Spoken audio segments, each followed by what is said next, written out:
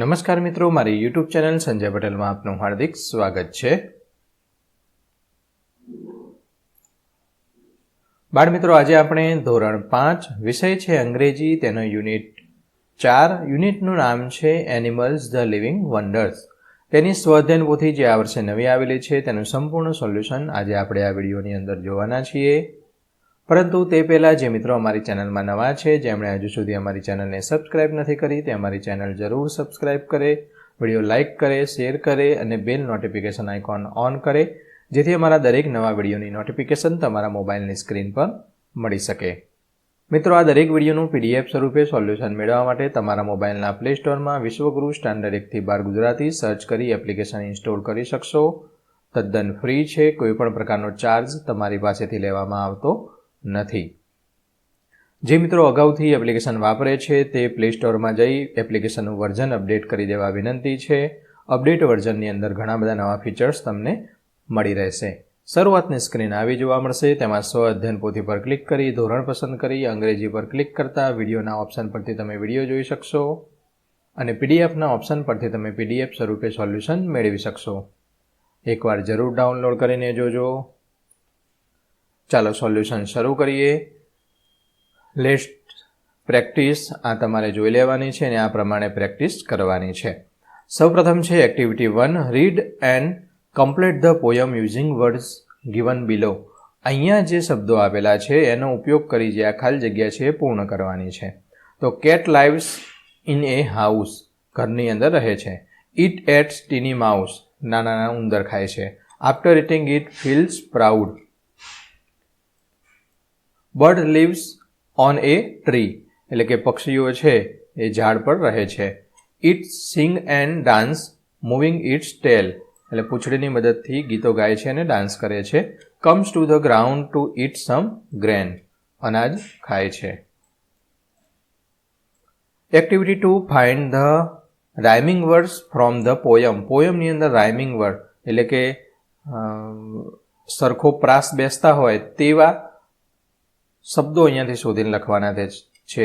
જો હું બોલું એટલે તમને ખબર પડી જશે રાઇમિંગ વર્ડ કોને કહેવાય।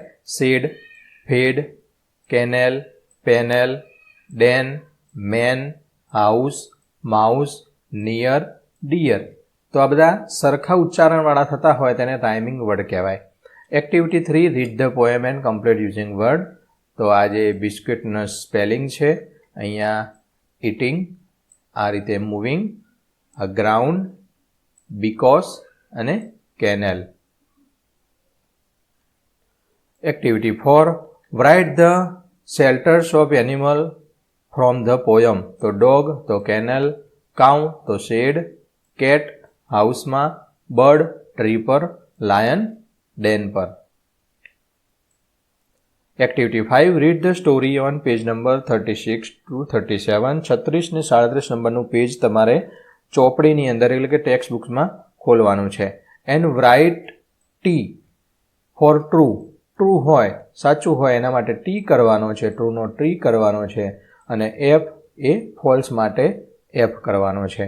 The a cocoon started eating the caterpillar, તો એફ। બીજાની અંદર Appa gaves plenty of blood food and water, false છે માટે એફ આવશે। ત્રીજું અને ચોથું સાચું છે માટે ટી આવશે। એક્ટિવિટી 6, ખાલી જગ્યા પૂર્ણ કરવાની છે, તે પણ પેજ નંબર 36-37 પરથી। આઈ ફાઉન્ડ કેટરપિલર, તો હમીદ।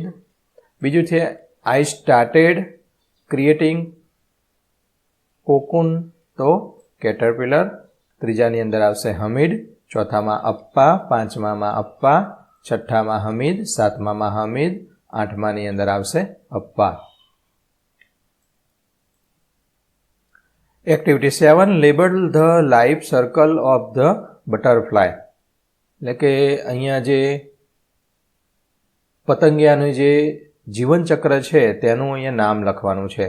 તો સૌપ્રથમ આપણે જોઈએ તો એણે શું મૂક્યા? એગ, એગ એટલે ઈંડા મૂક્યા, આ ઈંડા મૂક્યા। ઈંડામાંથી શું બનશે? ઈયળ બનશે, એટલે કે કેટરપિલર બનશે, આ ઈયળ બને। ઈયળમાંથી શું બને? કોકોન એટલે કે આપણે જે ગુજરાતીની અંદર પણ આ પાઠ આવે છે કોસેટો બને તે, આ કોસેટો છે. અમુક સમય સુધી એના ઉપર કવર કરી અને બહારના વાતાવરણનું રક્ષણ મળે તે માટે આવો કોસેટો આવું કવર બનાવી દે. કોસેટો જ્યારે તૂટે ત્યારે આવું પતંગિયું બહાર આવે છે અને તે ઉડવા માટે સક્ષમ બને છે. અને તે જ રીતે બટરફ્લાય છે એટલે કે પતંગિયું છે, પાછા ઈંડા મૂકે, ઈયળ બને, કોસેટો થાય, પતંગિયું બને, પતંગિયામાંથી પાછા ઈંડા મૂકે. આ રીતે આખું એનું જીવનચક્ર છે ગોળ ગોળ ફર્યા કરે છે. A butterfly lays eggs on a leaf એટલે કે પાંદડા પર પતંગિયા ઈંડા મૂક્યા છે.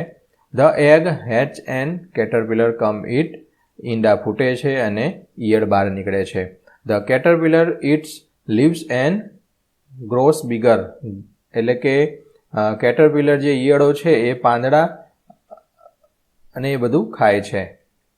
Then it form A કોકોન around it self એટલે કે એની આજુબાજુ કોસેટો તૈયાર કરે છે. આફ્ટર સમ ડે થોડા સમય એટલે કે થોડા દિવસો પછી beautiful butterfly comes out of the કોકોન એટલે કે કોસેટોની બહાર થોડા દિવસ પછી પતંગિયું બહાર નીકળે છે.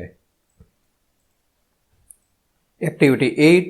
Read the paragraph on page number 37 and 38 in textbook and answer the question. 37 નંબરના પેજ ઉપરથી અહીંયા પ્રશ્નોના જવાબ આપવાના છે. તો મિત્રો આ એક ચેનલ છે, અમારી વ્યક્તિગત ચેનલ છે અને આની અંદર જે કોઈ પણ જવાબ આપવામાં આવી રહ્યા છે અમારા વ્યક્તિગત વિચારોને આધીન આપવામાં આવે છે. આ નમૂનારૂપ જવાબ છે, તમે તમારી રીતે પણ લખી શકો છો. આ ફક્ત સોલ્યુશન પૂરતા વિડીયો રેકોર્ડ કરવામાં આવેલો છે. પહેલું, વોટ ડીડ હમીદ લવ? તો હમીદ લવ બટરફ્લાય. બીજું, why did Hamid cut the cocoon? તો he cut the cocoon to help the butterfly come out. Who felt pity for butterfly? તો હમીલ felt pity for butterfly. ચોથું છે, did Appa stop Hamid to help butterfly? Yes, Appa stopped Hamid from helping the butterfly. પાંચમું છે, the butterfly started to struggle to come out. Struggle એટલે કે મહેનત કરતું હતું બહાર આવવા માટે. છઠ્ઠું છે, what will you do if you were in Hamid's place? તો I would wait patiently and not cut the cocoon. સાતમું છે, find the opposite word solid. solid નો વિરુદ્ધાર્થી શબ્દ liquid. પેલેન્ટીનું સમાનાર્થી શબ્દ lot of થશે, lot of. Activity 9. Read paragraph on the page number 38 from the textbook and answer the question. 38 નંબરના પાના પરથી જવાબ આપવાના છે. પહેલું છે, where is the Toad Rock? તો Toad Rock is on Mount Abu. બીજું છે, how many steps are there to reach the rock? 250 step છે. How can we go to Mount Abu? તો we can go to Mount Abu by bus or car. Who needs extra care? તો children and old people need extra care. What should we carry with us? શું લઈ જઈ શકો? Water એટલે કે પાણી, food જમવાનું અને કેમેરા. છઠ્ઠું, have you seen any mountain? Yes, name it. શું નામ છે? ગિરનાર. Write toad. toadનું થશે frog. આઠમું, write opposite words of climb up. તો come down વિરુદ્ધાર્થી શબ્દ. ઉપર ચડો તો come down, નીચે ઉતરો. Activity 10. A poster tell about new places and how to visit them. Here is an incomplete poster. Fill in the detail about Adventure Park. Adventure Park વિશેનું આ એક પોસ્ટર છે, એમાં કેટલીક માહિતી અધૂરી રહી ગઈ છે, આપણે પૂરી કરવાની છે. તો visit to Kesari the fun world. Where is it? ક્યાં છે? તો adventure park is in Sasangir. What will you carry? શું લઈ જઈ શકો? I will water bottle, snacks and camera.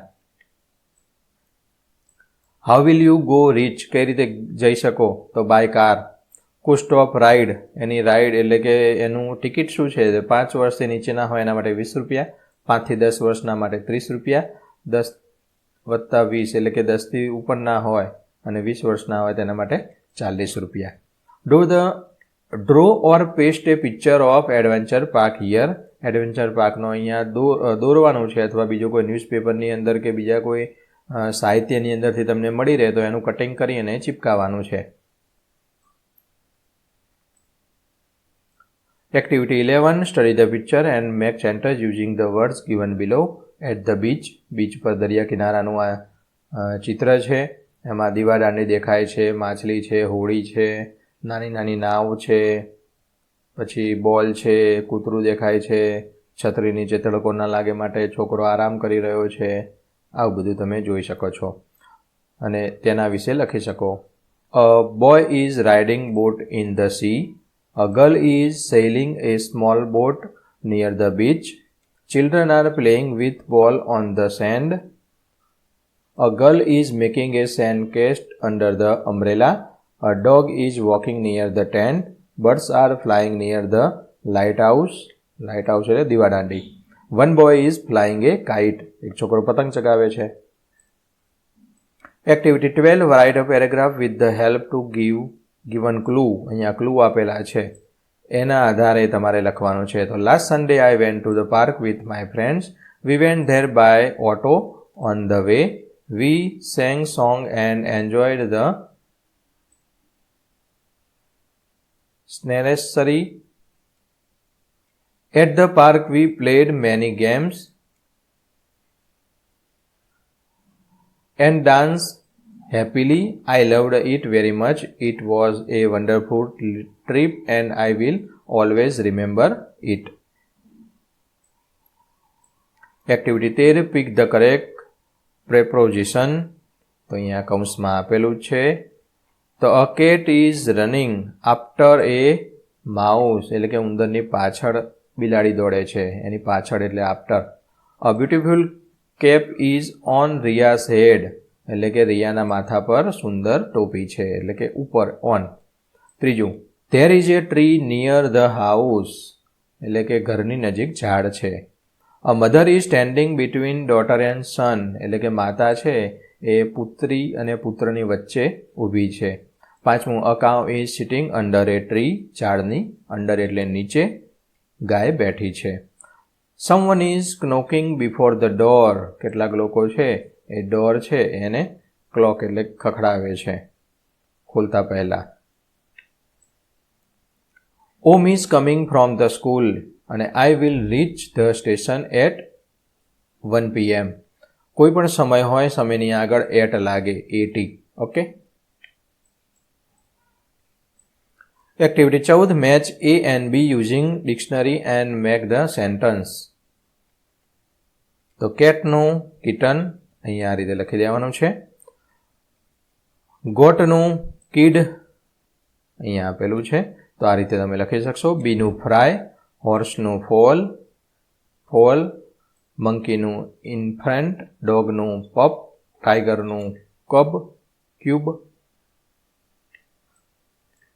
ફ્રોગનું tadpole. Example, baby cow is called a calf. પહેલું છે baby goat is called a kid. Baby cat is called a kitten. Baby horse is called a foal. Baby monkey is called a infant. Baby dog is called a pup. Baby tiger is called a cub. Baby frog is called a tadpole. અને baby goat is called a kid. Activity 15 છે. સંવાદ પૂર્ણ કરવાનો છે તે પણ કૌંસમાંથી જ તેનો લેવાના છે જવાબ. તો fox say hey, good morning. Camel say very good morning. Fox say how are you, કેમ છો? Camel say I am fine. How are you? ફરીથી સામે પૂછ્યું. ફોક્સે કહ્યું આઈ એમ નોટ ફાઇન, હું મજામાં નથી. કેમલ સે વોટ હેપન, શું થયું? Why are you running in hungry? તો ફોક્સે કહ્યું there is a fire in the jungle. શા માટે દોડે છે? તો જંગલમાં આગ લાગી છે. Camel say oh what should we do then? હા તો હવે તમે શું કરશો? ફોક્સે we should save our animal friend. આપણે આપણા મિત્રોને બચાવવા જોઈએ. Camel say let's go to save them. ચાલો જઈએ એને બચાવવા માટે. Activity 16. Find the name of farm animal from the grid. Farm animal તેમાં બફેલો, કેટ, કાઉ અહીંયા આપેલા છે, ગોટ, ગોટ શોધવાનું છે. ઓકે, આ રહ્યું ગોટ.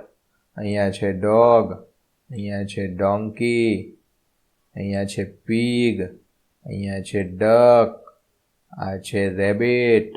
અહીંયા જે આપેલા છે આ આપણે સ્પેલિંગ આમાં શોધવાના છે. ફન ઝોન છે. Page the picture of animal and write there sound. અહીંયા ટ્રુમ્પેટ, હાથી કેવું બોલે છે તેનો અવાજ અહીંયા લખવાનો છે. અને અહીંયા તમે જે ચિત્રો તમને મળે છે તેના આધારે તમે અહીંયા ચિત્રો ચોંટાડી અને તે કેવો અવાજ કરે છે એ અહીંયા એ અવાજને લખવાનો છે. તો મિત્રો, આ વિડીયો કેવો લાગ્યો કોમેન્ટમાં જરૂર જણાવજો. આ દરેક વિડીયોનું PDF સ્વરૂપે સોલ્યુશન મેળવવા વિશ્વગુરુ એપ ઇન્સ્ટોલ કરો. તદ્દન ફ્રી છે. કોઈપણ પ્રકારનો ચાર્જ તમારી પાસેથી લેવામાં આવતો નથી. ફરી મળીશું આગળના વિડીયોમાં. ત્યાં સુધી આવજો.